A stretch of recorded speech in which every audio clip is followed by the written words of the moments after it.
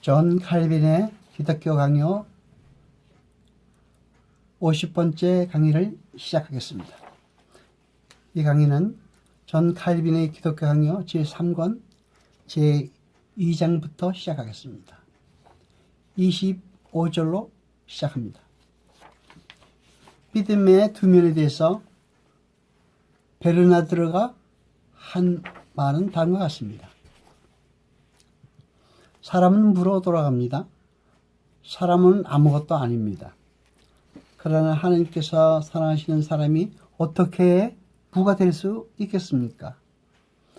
우리 자신의 마음속을 보면 우리는 아무것도 아니지만 필경 우리의 무엇인가가 하나님의 마음속에 숨어 있을 것입니다. 당신께서는 참으로 없는 것을 있는 것 같이 부르시는 이이십니다.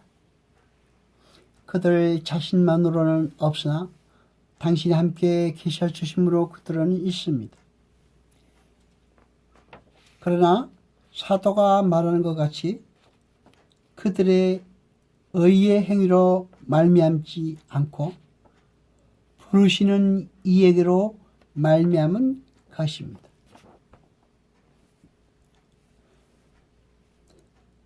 그리고 그는 이 두 가지 생각 사이의 연결은 경탄할 만하다고 말합니다. 여러분, 우리는 있습니다. 그러나 하나님의 마음속에 있습니다. 주를 아버지로 순종하는 것을 주께서는 연절을 통하여 공경이라고 부르시고 주인으로서 섬기는 것을 경외 또는 두려움이라고 부르십니다. 하나님 아버지께서 우리에게 대하여 어떤 분이신가를 깊이 생각하는 사람은 비록 지옥이 없다 하더라도 하나님을 노여우시게 하는 것을 죽음보다도 더 무서워해야 될 일을 충분히 가지고 있습니다. 하나님의 손에 한번 얻어맞으면 싫던 좋던 간에 그들은 두려워할 수밖에 없게 됩니다. 이런 두려움을 보통 정의 혹은 비굴한 두려움이라고 부릅니다. 그래서 그러한 두려움은 자녀들에게 합당한 자유롭고 자발적인 두려움과 대조됩니다. 하나님의 사랑을 파악한 믿음은 금세와 내세에 대한 약속을 얻었으며 모든 종은 일에 대한 확고한 보장을 얻었습니다. 그러나 좋다는 뜻은 하나님의 말씀에서 깨달을 수 있는 종류의 일들입니다. 믿음은 이 세상에서의 장수나 부귀를 기대하지 않습니다. 하나님께서는 전혀 이런 것들을 우리를 위하여 예정하지 않으셨습니다. 믿음은 한 가지 확신만 있으면 만족합니다. 곧 현세의 생명을 유지하는 데 필요한 것이 그렇게 많이 우리에게 없다 해도 하나님께서는 결코 우리를 버리지 않으시리라는 확신입니다. 그뿐 아니라 믿음이 가진 가장 중요한 확신은 내세의 생명을 기대하는 데 있는데 하나님의 말씀은 내세의 생명을 의심할 여지가 없는 것입니다. 하나님께서 사랑으로 포용하신 사람들은 어떤 불행과 재난이 닥쳐오더라도 하나님의 선하심을 완전한 행복으로 느끼는데 지장을 받지 않습니다. 따라서 우리는 행운을 요약해서 말할 때에 하나님의 은혜를 받는 것이라고 합니다.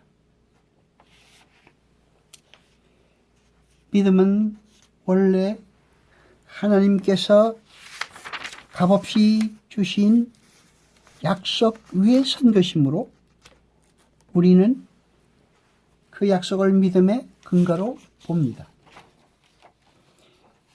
믿음이 우리를 그리스도께 연결하지 않으면 믿음은 우리와 하나님을 전혀 화해시키지 못합니다. 우리는 하나님의 자녀들을 악한 자들과 구별하며 신자를 불신자와 구별하는 믿음을 추구합니다. 하나님께서 내리는 명령은 모두 정당하며 그의 경고는 참된 것이라고 믿는 사람이 있다면 그렇다고 그를 신자라고 부를 수 있을 것인가? 그럴 수는 없습니다. 그러므로 하나님의 자비를 근거하지 않는다면, 그러한 근거가 없다면 믿음이 성립될 경관 조건은 없습니다.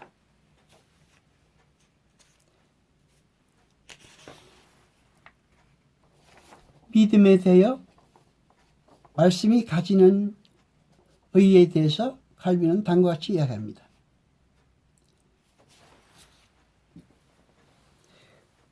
다윗이 증거하듯이 하나님의 이름을 아는 사람이 아니면 그를 믿을 수 없다고 말합니다. 그러나 이 지식은 사람의 상상에서 생기는 것이 아니고 하나님께서 친히 자신의 인자심을 증거하심으로써만 생깁니다. 신앙에는 여러 가지 과오가 섞이는 일이 많습니다. 그러나 그런 때에도 진정한 신앙은 항상 이깁니다. 사람의 태만과 무력함은 비록 신앙을 흐리게 할지라도 소멸시킬 수는 없습니다. 32절에서 칼빈은 믿음의 약속은 그리스도에게서 실현되었다고 말합니다. 우리가 모든 약속을 그리스도 안에 포함시키는 데는 이유가 있습니다. 사도는 복음 전체를 그리스도를 아는 지식에 포함시킵니다. 약속은 우리 마음의 신앙을 일으킬 때 처음으로 그 효과를 나타내는 것이지만 우리의 배신 때문에 약속의 힘과 특성이 소멸되는 일은 절대로 없습니다. 그러므로 하나님께서는 약속을 통해서 사람들이 그의 선하신 은혜를 받을 뿐 아니라 그것에 대하여 생각하라고 재촉하십니다. 이것은 곧 하나님께서 사람에 대한 사랑을 선언하시는 것입니다. 따라서 우리는 모든 약속이 우리에 대한 하나님의 사랑을 증거하는 점으로 돌아가야 합니다. 그러나 그리스도를 떠나서는 아무도 하나님의 사랑을 받을 수 없는데 이 점은 논의의 여지가 없습니다. 그러므로 그리스도께서 친히 중재하실 때 은총이 우리에게까지 도달합니다. 따라서 사도는 그를 우리의 화평이라고 부르며 다른 곳에서는 신실한 아버지이신 하나님을 우리와 연결시키시는 띠라고 말씀하십니다. 그분이 그리스도라는 것입니다. 따라서 우리는 어떤 약속이 우리에게 제시될 때는 반드시 그리스도를 바라봐야 합니다. 그리고 바울은 하나님의 모든 약속은 그리스도 안에서 확증되며 실현된다고 당당하게 가르치고 있습니다.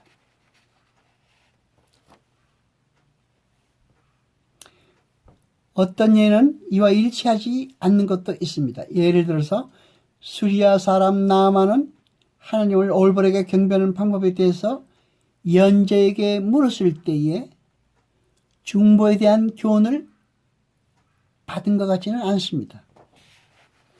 그러나 경건하다고 칭찬을 받았습니다. 이방인이여 로마 사람인 고넬료가 유대인들이 그것도 그 일부 사람들이 겨우 희미하게 알고 있던 일을 분명하게 알 수 있을 수는 없습니다. 그래도 그의 구제와 기도를 하나님께서는 기뻐하셨습니다. 그리고 나아만의 제물은 예언자의 대답에 의해서 인정되었습니다. 그들은 비록 조금일지라도 그리스도를 맛볼 수 있을 정도로 원리는 가르침을 받은 것이 확실합니다. 그렇지 않았다면 내시가 모르는 하나님을 예배하기 위해서 먼 예루살렘까지 왔을 수는 없습니다. 고넬료는 유대교를 믿게 되자 확실히 오래되지 않아서 참 교리의 기초를 알게 되었습니다. 나아만에 대해서는 엘리사가 그에게 사소한 일들을 가르쳐주면서 가장 중요한 점에 대해서 말하지 않았다면 그것은 좀 어리석은 일이 되었을 것입니다. 그러므로 그리스도에 대한 지식이 그들에게 희미하다고 할지라도 전혀 없었다고는 생각할 수가 없습니다. 그들은 율법에 저한 제사를 실천했으며 그 제사의 목표는 그리스도였기 때문에 그들이 사는 곳에 있는 이방인들의 거짓 제사와 구별될 수 있었습니다. 칼빈은 33절에서 말씀은 성령을 통해서 우리에게 믿음의 효과를 나타낸다고 말하고 있습니다. 성령의 조명이 없으면 하나님의 말씀은 아무것도 할 수가 없습니다. 이로써 분명히 알 수 있는 것은 믿음이 인간의 이해력을 초월한다는 것입니다. 이러한 문제에 대해서 스콜라 철학자들의 생각은 완전히 잘못되었습니다. 그들은 지식에서는 단순한 동의를 믿음과 동일시하고 신명의 확신과 확실성을 무시했습니다. 그러므로 믿음은 두 방면으로 하나님의 특이한 선물입니다. 사람의 지성은 정화되어서 하나님의 진리를 맛볼 수 있게 되며 그 마음은 그 진리를 확신할 수 있게 되었다는 것입니다. 성령으로 말미암아서요. 이와 같이 성령은 믿음을 불러일으킬 뿐만 아니라 점진적으로 성장하게 하여 드디어는 우리를 믿음으로 인도하여 천국에 가도록 인도합니다. 하나님의 영이 우리를 이끌어주지 않으면 우리는 그리스도께로 갈 수 없는 것과 같이 일단 끌려가면 우리의 지성과 마음은 높이 들려 우리의 이해력은 초월의 경지에 이릅니다. 그때에 우리의 영혼은 성령의 조명을 받아 이를테면 새로 날카로운 시력을 얻어서 이전에 눈을 멀게 했던 그 찬란한 하늘의 비밀을 보게 됩니다. 비록 사도들은 이렇게 그리스도에게서 직접 배웠지만 그들이 귀로 들은 바와 같은 교훈을 그들의 마음속에 부어넣기 위해서는 진리의 영이 그들에게 오실 필요가 있었습니다. 성령이 내면적 교사가 되셔서 우리의 마음을 비추시며 하나님의 말씀이 들어올 길을 마련해 놓지 않으시면 하나님의 말씀은 우리 마음에 침투할 수가 없는 것입니다. 여호와 아버지 하나님 거룩하시며 세세토록 영광과 찬송 받으소서. 말씀을 들 때 깨닫게 하시며 우리로 진리를 알게 하소서. 이 모든 것 감사드리며 우리 주 예수 그리스도 이름으로 기도드리옵나이다. 아멘.